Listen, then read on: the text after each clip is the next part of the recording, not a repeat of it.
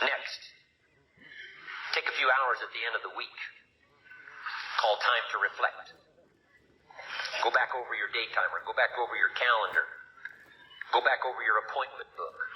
Where did you go and who did you see and how did it feel and what went on? Capture that week. A week is a pretty good chunk of time. Next, take half a day at the end of the month, called time to reflect. And do the same thing again. Go back over what you read. Go back over what you heard. Go back over what you saw. Go back over the feelings to capture it so that it serves you. Next, take a weekend at the end of the year to establish this year now firmly in your consciousness, firmly in your experience bank, so that you've got it, so that it never disappears. Good ability to acquire, the ability to reflect. Go back over. Remember. Remember. Remember. It's so valuable to be able to remember the thought, remember the idea, remember the experience, remember the occasion, remember the day, remember the weather, remember the emotion, remember the complexity, remember the highs, remember the lows. So valuable at the end of the day. Lock that day in. Lock the month in. Lock the week in. Lock the year in. Old Testament says a unique scenario unfolded according to the law. And that was they worked 9 years, and the 10th year was a sabbatical.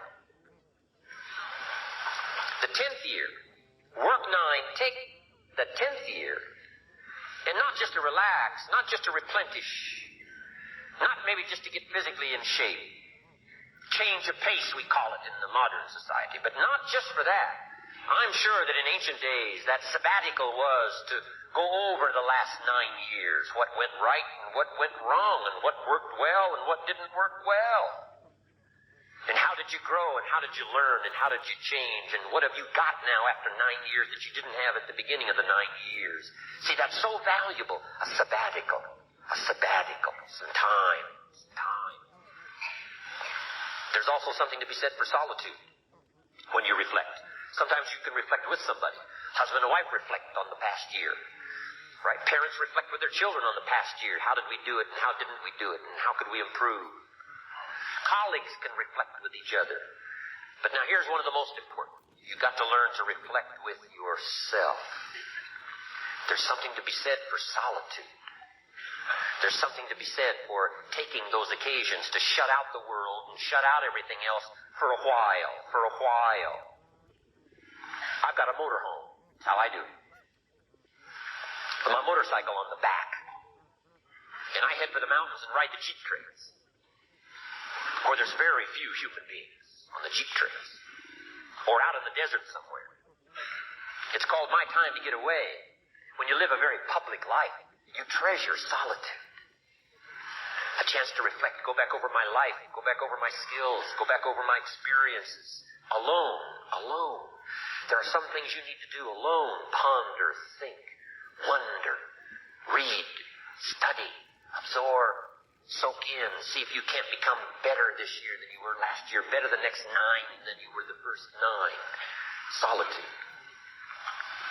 There's even a more modern advice that says, go to the closet for time of meditation, time of prayer. Go to the closet. Closet meaning what? Away. And there's even a graphic description of the away. It said, enter into your closet and what? Got some students here, I'm sure. What? Close the door.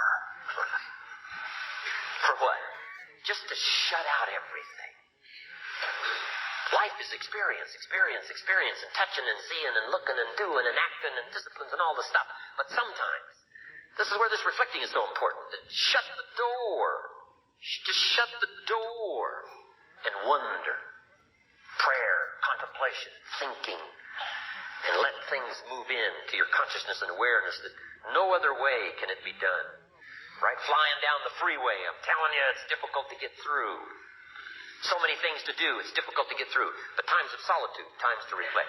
So this is so valuable, learn to reflect. Now here's why it's important to reflect.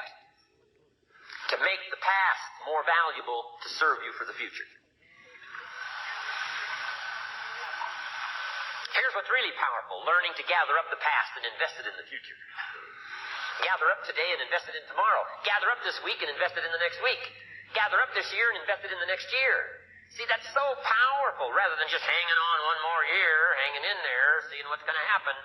Learn, study. This is part of the personal development quest, becoming better than you are, more valuable than you are, not just in terms of economics, in terms of motherhood, in terms of fatherhood, in terms of being a better brother, a better colleague, making a better contribution to the family, to society, to the community, to the church, to the office, to the commitment, to the partnership. Doesn't matter what it is that has value. Work on yourself. Then you bring more value to the partnership, to the marriage, to the franchise, to the corporation, to the enterprise, to the community, to the nation. Self-development, personal development.